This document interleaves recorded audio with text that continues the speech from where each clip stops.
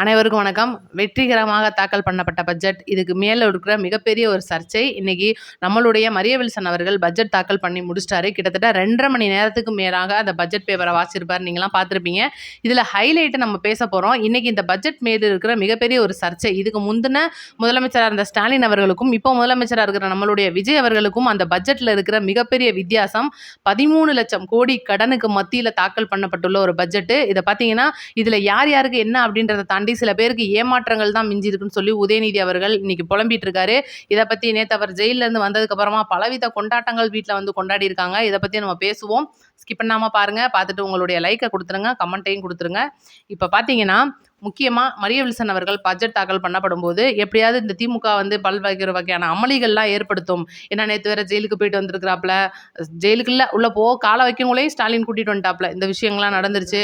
நள்ளிரவு வந்து வீட்டுக்கு வரும்போது பார்த்தீங்கன்னா மிகப்பெரிய அளவு பேட்டி கொடுத்ததெல்லாம் இருக்கட்டும், வீட்டுக்குள்ளே வந்ததுக்கப்புறம் அப்படியே அம்மா உமைன்னு கட்டி தழுவினதாக இருக்கட்டும், அங்கிட்டு பார்த்தீங்கன்னா அப்பா அவர்கள்ட்ட லுங்கியோட இருந்த நம்ம ஸ்டாலின் அவர்கள்ட்ட போயிட்டு அப்படியே பயங்கரமான பேச்சுக்கள், KN நேரு, சேகர் பாபு இவங்களுக்கெல்லாம் மத்தியில் மிகப்பெரிய ஒரு அரசியல் உரையாடல்களுக்கு மத்தியில் அதுக்கப்புறம் நைட்டு பொழுதை கழிச்சிட்டு காலையில் சட்டசபைக்கு வந்த உதயநிதி அவர்கள் இன்னைக்கு எப்படியாவது ஏதாவது பஞ்சாயத்து ஆகும்பா அப்படின்னு சொல்லி எல்லாருமே உற்று நோக்கிக்கிட்டு இருந்த அந்த பட்ஜெட்டு அதை விட ஒட்டுமொத்த தமிழக மக்களின் மற்றும் தமிழக பெண்களோட ஒரு எதிர்பார்ப்பு பட்ஜெட்டான அந்த 2500 ரூபாய் மற்றும் தாலிக்கு தங்கம், அந்த 8 கிராம் மற்றும் இந்த பட்டுப்புடவை, அண்ணன் சீர்திட்டம் இதெல்லாம் ஆல்ரெடி நம்ம சொல்லியிருந்தோம். தேர்தல் வாக்குறுதிகளில் கொடுத்தத நிறைவேற்றுற மாதிரியான அமைஞ்சிருக்கா அப்படின்னு கேட்டிங்கன்னா 2500 ரூபாய் பார்த்தீங்கன்னா வரக்கூடிய ஆண்டு, அதாவது பார்த்தீங்கன்னா 2027ஆம் ஆண்டு மார்ச் மாதம் தாக்கல் பண்ண போடுற வருடாந்திர முதல் பட்ஜெட்டில் வந்து அந்த ரூபாயை அறிவிக்கிறதா இருக்காங்க. இது இடைக்கால பட்ஜெட் அப்படின்றனால மக்களுக்கான 1500 ரூபாயா உயர்த்தி அந்த 1000 + 500 சேர்த்து மகளிர், அதாவது மதிப்புக்குரிய மகளிர் திட்டமாக மாறி 1500 ரூபாயா வரப்போகுது அப்படின்றது தான் இன்றைக்கி நம்மளுடைய முதலமைச்சர் அவர்களுடைய ஒரு செயலாக இருக்குது. இது ஒரு பக்கம் இருக்க பார்த்தீங்கன்னா இப்போ இந்த பிள்ளைங்களுக்கு கல்யாண சீர், அந்த அண்ணன் சீர் அப்படின்ற திட்டம், 8 கிராம் நகை மற்றும் பட்டுப்புடவைகளுக்கான திட்டம் 810 கோடி ரூபாய் வந்து ஒதுக்கப்பட்டிருக்கு. இதெல்லாம் தாண்டி வரக்கூடிய செப்டம்பர் மாதத்துலேருந்து குழந்தைங்களுக்கு கவர்மெண்ட் ஹாஸ்பிட்டலில் பிறகுற குழந்தைங்களுக்கு பார்த்தீங்கன்னா 1 கிராம் தங்க மோதிரம், அந்த ஒரு தாய்மாமன் தங்க மோதிரம் திட்டம் அப்படின்ற திட்டம் வந்து கொடுக்குறாங்க. இது போக பார்த்தீங்கன்னா பள்ளி கல்வித்துறை, இன்னைக்கு பள்ளி கல்வித்துறை தான் வந்து மிகப்பெரிய ஒரு பஞ்சாயத்தை சந்திக்கிற துறையாக இருக்குது. ஏன்னா இதுக்கு முன்னால் கிட்டத்தட்ட தனியார் பள்ளிக்கூடம், இந்த அன்பில் மகேஷோட பஞ்சாயத்து பலாயிரம் கோடி ரூபாய் அடிச்சிருக்காங்க அப்படின்ற விஷயம் இன்னைக்கு பள்ளி கல்வித்துறையிலேருந்து நிதிநிலை வெள்ளை அறிக்கை மூலியமாக நமக்கு வெளியில் வந்திருக்கு. இந்த வெள்ளை அறிக்கை மூலியமாக வெளியில் வந்திருக்கிற பட்ஜெட் அப்படின்னு பார்க்கும்போது பள்ளி கல்வித்துறைக்கு கடந்த ஆண்டை விட இந்த ஆண்டு 2300 கோடி ரூபாய் கம்மியாக ஒதுக்கியிருக்காரு நம்ம முதல்வர் அப்படின்றது தான் திமுகவுடைய மிகப்பெரிய குற்றச்சாட்டு. யோசிச்சு பாருங்க. ஸ்டாலின் சார் டாக்ஸ், இன்னைக்கு பள்ளி கல்வித்துறையில் சூப்பர் கிளீன் ஸ்கூல் மற்றும் சூப்பர் கேம்பஸ் அப்படின்ற கவர்மெண்ட் ஸ்கூலோட சூப்பர் ஃபெசிலிட்டிஸ் வந்து வரப்போகுது அப்படின்னு சொல்லியிருக்காங்க. வெற்றி கணினி, அதாவது மடிக்கணினி, வெற்றி மடிக்கணினி அப்படின்ற அந்த ஸ்கூல் பிள்ளைங்களுக்கான 11ஆம் வகுப்பு படிக்கிற பிள்ளைங்களுக்கான லேப்டாப்பு, சைக்கிள் பார்த்தீங்கன்னா இப்போ இவ்வளோ நாள் வந்து கொடுத்துக்கிட்டு இருந்த சாதாரண சைக்கிளாக இல்லாமல் நவீன ஸ்மார்ட் சைக்கிள், அந்த ஹெல்மெட் வசதியோட மற்றும் அந்த ஸ்போர்ட்ஸ் மாடலில் வர்ற வாட்டர் கேன் வைக்கிற அந்த பவுச்சோட வர்ற மாதிரியான சைக்கிள்ஸ் வந்து அரேஞ்ச் பண்ணியிருக்காங்க அப்படின்னு சொல்லி ஒரு மிகப்பெரிய ஒரு தகவல். உண்மையிலே வந்து தாய்மாமன் தான் விஜய் அப்படின்னு சொல்கிற மாதிரியான ஒவ்வொரு அந்த குழந்தைங்களுக்கு செய்கிற விஷயமும் வந்து இன்றைக்கி பார்த்து பண்ணிக்கிட்டு இருக்கார் முதல்வர். ஒவ்வொரு வரியிலையும் மரிய வில்சன் அவர்கள் முதல்வர் விஜய் அவர்களை புகழாரம் சூட்டி தான் அந்த பட்ஜெட்டை வந்து தொடங்கியிருப்பாரு. நீங்கள்லாம் பார்த்தீங்க. அதனால தான் நான் எல்லா பட்ஜெட்டுக்கான வரிசையாக இருக்கிற துறைகளுக்கான விஷயத்தை சொல்லி உங்களுக்கு நான் போர் அடிக்க விரும்பலை. எல்லா விஷயத்தையும் நீங்களே பார்த்துருப்பீங்க. அடுத்து எல்லாருமே உற்று நோக்கினா அந்த 2500 ரூபாய் அதுக்கான விளக்கமும் நம்ம சொல்லியிருக்கோம். ஏதாவது இப்போ இளைஞர்களுக்கான அந்த 4000 ரூபாய் இன்னும் வந்து பட்ஜெட் அப்படின்றத தாக்கல் பண்ணி முடிச்சிருக்காங்களே தவிர பட்ஜெட் மீதான விவாதம் அப்படின்றது பார்த்தீங்கன்னா நாளைக்கு தொடங்குறதா இருக்குது. மிகப்பெரிய விவாதமாக தான் இருக்க போகுது. ஏன்னா திமுக அரசுக்கும் நம்மளுடைய தமிழக வெற்றி கழக அரசுக்கும் பட்ஜெட் விஷயம் வந்து முன்ன பின்ன இருக்குது. 4,39,000 கோடி ரூபாய் வந்து ஸ்டாலின் அவர்கள் ஒதுக்கியிருக்காரு. 4,50,000 கோடி ரூபாய் நம்மளுடைய முதல்வர் அவர்கள் வந்து ஒதுக்கியிருக்காரு விஜய் அவர்கள். இப்போ பார்த்தீங்கன்னா கிட்டத்தட்ட இறங்க பார்க்கும்போது நம்மளுடைய பட்ஜெட்டில் அதிக அமௌண்ட்டு கூட சமூக நீதித்துறையாக இருக்கட்டும், ஆதிதிராவிட நலமாக இருக்கட்டும், திருநர்களுக்கான விடுதி, நீங்களாம் பார்த்தீங்கன்னா ரோடுகளில் தங்கிக்கிட்டு இருக்காங்க, அவங்களுக்கான ஒரு விடுதியாக இருக்கட்டும், நிறையா விஷயங்கள் கொண்டுட்டு வராங்க. நம்மளுடைய ஜெயலலிதா அம்மா அவர்களுடைய ஆட்சியில் இருந்த மாதிரி ஆடு மாடுகள் வழங்கும் ஒரு திட்டம் அப்படின்றது, அதெல்லாம் விட இன்றைக்கி தமிழக மக்கள் குடிசையில் இருக்கிறவங்க, இன்றைக்கி வந்து கான்கிரீட் வீடு இல்லாதவங்களை தாண்டி 3,10,000 ரூபாய் கொடுக்கறதா இருக்காங்க. வீடு கட்டுறவங்களுக்கு இவ்வளோ நாளாக ஸ்டாலின் சார் வந்து அவ்வளோதான் கொடுத்துட்டு இருந்தாப்புல. இப்ப பார்த்தீங்கன்னா, அது 5 லட்சமா உயர்ந்திருக்கு. ஒருத்தவங்கள்ட்ட இடம் இருக்கு, வீடு கட்டணும்னு ஆசை இருக்கு, அதுக்கான உழைப்பும் இருக்கு. ஆனா பணம் இல்லையே அப்படின்னு நினைக்கும்போது, ஒரு ரூ. 5,00,000 கவர்மெண்ட்லேருந்து வருது அப்படின்னா, உண்மையிலேயே இன்னைக்கு வந்து மிகப்பெரிய ஒரு விஷயமா தான் பார்க்கப்படுது. ஒவ்வொரு விஷயத்திலயும் இன்னைக்கு குடுக்கப்படுற மக்களுக்கான அந்த ஒரு ஓய்வூதியமா இருக்கட்டும், ஒவ்வொரு நலத்திட்டமா இருக்கட்டும், மாணவர்களுக்கான அந்த உதவித்தொகையா இருக்கட்டும், எல்லாத்தையுமே நம்ம முதல்வர் அவர்கள் பார்த்து பார்த்து பண்ணியிருக்காரு. நேத்து தான் பார்த்தீங்கன்னா, ஆலோசனை கூட்டம்லாம் நடத்தி இந்த நிதி நிலையில என்னென்ன வாக்குறுதிகளை எந்த மாதிரியான நிறைவேத்த முடியும். ஏன்னா, இப்ப தான் வந்து முதல் பட்ஜெட் தாக்கல் பண்றாங்க.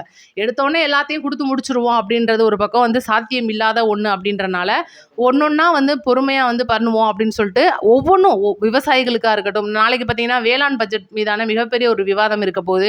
இத பத்தி நம்ம அடுத்தடுத்து பேச போறோம். அடுத்து ரொம்ப முக்கியமான விஷயமா பேசுவோம்னா, சென்னையுடைய ஒரு மிகப்பெரிய கனவுன்னு சொல்லணும். 90களுக்கு முன்னாடி வரைக்கும் நல்லா இருந்த அந்த கூவம் மற்றும் அடையாறு ஆறுகளை இந்த திமுக மற்றும் அதிமுக மிக கேவலமான நிலைமையில ஆக்கி வச்சு, ஒரு சாக்கடை நிலைமைக்கு கொண்டு வந்திருப்பாங்க. சென்னை வாசிகளுக்கு இது நல்லாவே தெரியும். இன்னைக்கு பார்த்தீங்கன்னா, புசி ஆனந்த் அவர்கள் தலைமையில இருக்கிற நீர்வளத்துறை அவர்கிட்ட தான் இருக்கு அப்படின்றனால, இப்பவே பார்த்தீங்கன்னா, கூவமாத்தெல்லாம் வந்து தூர்வார்ற பணி சிறப்பா போயிட்டு இருக்கு. சென்னையுடைய மக்கள் நம்மளுடைய சப்ஸ்கிரைபர் சொல்லிட்டு இருக்காங்க கமெண்ட்ல. அப்ப அந்த பணிகள்லாம் வந்து முடிச்சுட்டாங்கன்னா, வரக்கூடிய நவம்பர் மாதங்கள்ல ஏற்படக்கூடிய அந்த மழைகள் பிரச்சனை வந்து அந்த வழிநீள் மழை போற தண்ணி அடைச்சிட்டு இவ்வளோ நாள் வந்து 4,500 கோடி ரூபாய் வந்து இன்னைக்கு ஒதுக்கி தந்திருக்காங்க. நாங்க வந்து மழைநீர் வடிகால் அமைக்கிறோம் அப்படி இப்படின்னு சொல்லிட்டு ஏமாத்தின ஸ்டாலின் அவர்களுக்கு மத்தியில தூர்வாரினாலே மழை தண்ணி நேராவே போயிரும்லப்பா. நீங்கப்பா ரொம்ப சிரமப்படுறீங்கன்னு ஈஸியா முடிச்சு காட்டின நம்மளுடைய புசி ஆனந்த் அவர்கள், ஆதவ அர்ஜுனா அவர்களா இருக்கட்டும், விளையாட்டுத்துறையை நீங்க மேம்பாட்டுத்தனமா கொண்டு வர்றதுக்கான வேலைகளை பார்த்துட்டு இருக்காரு. அறநிலைத்துறையை சேர்ந்த ரமேஷ் அவர்கள், கனிம வளத்துறையை சேர்ந்த பிரபு அவர்கள், போக்குவரத்து துறைக்கு மட்டுமே 13,000 கோடி ரூபாய் ஒதுக்கியிருக்காங்க. மின்சார பேருந்துகள் வாங்க போறாங்க. பார்த்தீங்கன்னா, நிறைய விஷயங்கள் இன்னைக்கு வரப்போகுது. ஒட்டுமொத்த சென்னையிலையும் மீட்டர்கள், அந்த இபி மீட்டர் பார்த்தீங்கன்னா, ஸ்மார்ட் மீட்டர்களா மாறப்போகுது. இது படிப்படியா எல்லா மாவட்டத்திலையும் வந்து இன்னைக்கு நார்மலான அந்த பழைய மீட்டர்களே இல்லாம ஸ்மார்ட் மீட்டரா மாத்தும்போது, இன்னைக்கு அவங்களுடைய அந்த அதிகமா ஓடுது, கரண்ட் ஓடாம அதிகமா பில்லு வருது அப்படின்ற பிரச்சனை அப்படின்றதெல்லாம் வந்து தவிர்க்கப்படும் அப்படின்னு வந்து மின்சாரத்துறை சார்பா சொல்லியிருக்காங்க. இந்த மாதிரி நிறைய விஷயங்களை நம்மளுடைய முதல்வர் அவர்கள் மக்களுக்கு செஞ்சிருக்காரு. எடுத்த உடனே என்னப்பா என்னப்பா இது நம்ம நினைச்சது நடக்கலையே அப்படின்னு கேட்குறவங்களுக்கு சின்ன ஏமாற்றமா இருந்தாலும் கூட, இது உண்மையிலேயே தமிழக மக்களின் ஒரு கணக்கு சார்ந்த, அதாவது அவங்களோட தொலைநோக்கு பார்வையில பார்க்கும்போது சிறப்பான பட்ஜெட்டா வந்து நம்மளுடைய தமிழக முதலமைச்சர் அவர்கள் கொடுத்திருக்காங்க. இன்னைக்கு யோசிச்சு பாருங்க, 75 கால இந்த திராவிட ஆட்சிகள்ல பள்ளி கல்வித்துறைக்கு இந்த மாதிரி ஒரு தொலைநோக்கு பார்வையோட பார்க்குற நம்மளுடைய முதல்வர் அவர்கள் ஒவ்வொரு தனியார் பள்ளிக்கூடத்துல படிக்கிற பிள்ளைங்களும் சரி, கவர்மெண்ட் ஸ்கூல்ல படிக்கிற என்னுடைய நண்பீஸும் சரி, எல்லாருமே எனக்கு ஒண்ணுதான். ஸ்கூல் வந்து கவர்மெண்ட் ஸ்கூல் மட்டும் என்ன பிரைவேட் வந்து ஒரு மாதிரியா இருக்கு, நம்ம ஸ்கூல்லயும் அப்படி இருக்குன்னு சொல்லிட்டு கவர்மெண்ட் ஸ்கூலை முதற்கொண்டு சூப்பர் ஸ்கூல், சூப்பர் கேம்பஸ், பிள்ளைங்களுக்கான அனைத்து ஸ்மார்ட் வகுப்புகள் இதெல்லாம் வந்து ஸ்டாலின் காலத்திலே ஒதுக்குனதுன்னு நீங்களாம் ஈஸியா கமெண்ட்ல சொல்லிடலாம். ஆனா பாருங்க, ஒதுக்கியிருக்காங்களே தவிர அது பூரா அவங்களுக்கு ஒதுக்கப்பட்ட நிதியா தான் இருந்திருக்கே தவிர, பிள்ளைங்களுக்கு என்ன செஞ்சிருக்காங்க அப்படின்னு கேட்க முடியாத அளவுக்கு தான் இருக்கு. இன்னைக்கு காலை உணவு திட்டத்தை வந்து 8ஆம் வகுப்பு வரைக்கும் வந்து உயர்த்தியிருக்காங்க. அடுத்து பெருந்தலைவர் காமராஜர் அவர்களுடைய பெயரை சூட்டி தான் அந்த காலை உணவு திட்டத்தை கொடுத்துருக்காங்க. நிறைய திட்டங்கள் வந்து 25 லட்சம் ரூபாய் வந்து காப்பீடு திட்டம் வந்து கொடுத்துருக்காங்க.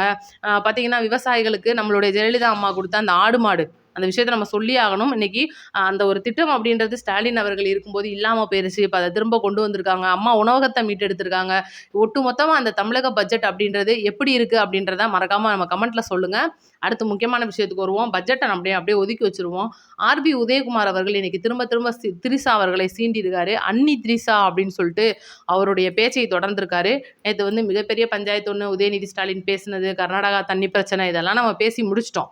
ஆனா உதயகுமார் அவர்கள் ஒரு பேச்சு சொல்லியிருக்காரு. அப்ப நேத்து நடந்தது கர்நாடகா தண்ணி பிரச்சனை இல்லையா, வேற பிரச்சனையாப்பான்னு சொல்லி மறுபடியும் வந்து தகாத வார்த்தைகளையும் தகாத சொற்களையும் சொல்லி நம்ம திரிசா அவர்களை சீன்றது அப்படின்றது நல்லா படல நமக்கு. அதிமுகவும் இவ்வளவு கேவலமா போய்கிட்டே இருக்கு. ஏன்னா ஆல்ரெடி அது கேவலமான கட்சி தான். பொள்ளாச்சி சம்பவங்கள்லாம் நினைக்கும் போது இன்னைக்கு அதிமுக காரங்க ஒவ்வொருத்தரும் வெட்கப்படணுன்ற மாதிரியான செயல் தான் நடந்திருக்கு. அப்படி இருக்கும்போது இன்னைக்கு ஆர்பி உதயகுமார் அவர்கள் ஏற்கனவே திரிசா மேம் அவங்களை நம்ம முதல்வர் அவர்கள் சிஎம் ஆக்கிடுவாரு, பிஎம் ஆக்கிடுவாருன்னு சொல்லிட்டு சும்மா நக்கல் பேச்சா பேசிட்டு இருந்தாங்க. நேத்து பாத்தீங்கன்னா அண்ணின்னு சொல்லி போட்டு யோசிச்சு பாருங்க, ஒரு நடிகை அப்படின்றதுக்காக அவங்கள போட்டு இவ்வளோ பாடுபடுத்துறாங்களே, அவங்க வீட்டு குடும்ப பெண்களா இருந்தா இப்படிலாம் பேசுவாங்களா? அவங்க அம்மாவா இருக்கட்டும், அவங்க அக்காவா இருக்கட்டும், தங்கச்சியா இருக்கட்டும், மகளா இருக்கட்டும், மருமகளா இருக்கட்டும், அவங்க வீட்டு பெண்கள வந்து எவ்வளோ தூரம் பொத்தி பொத்தி வைக்கிறோம், பாதுகாப்பா வைக்கிறோம் அப்படின்னா, நடிகைனா மட்டும் அவ்வளோ இளக்காரமான்னு நான் கேட்குறேன். அதனால மக்களே, இனி அந்த மேம் தான் வந்து இன்னைக்கு திரிஷா மேம் தயவு செஞ்சு இவங்களெல்லாம் சும்மா விடாதீங்க. நல்லா பெரிய விளக்கமாற எடுத்துக்கிட்டு வாங்க. நெறையா கூட்ட வேண்டிய குப்பைகள் நம்ம ஊருக்குள்ள நெறையா கிடக்கு. அதனால வந்து லைட்டா கூட்டி விட்டுட்டு போங்க அப்படின்றது தான் என்னுடைய ஆசை. உங்களுடைய கருத்த கமெண்ட்ல சொல்லிருங்க. நன்றி, வணக்கம். அடுத்த வீடியோல சந்திப்போம்.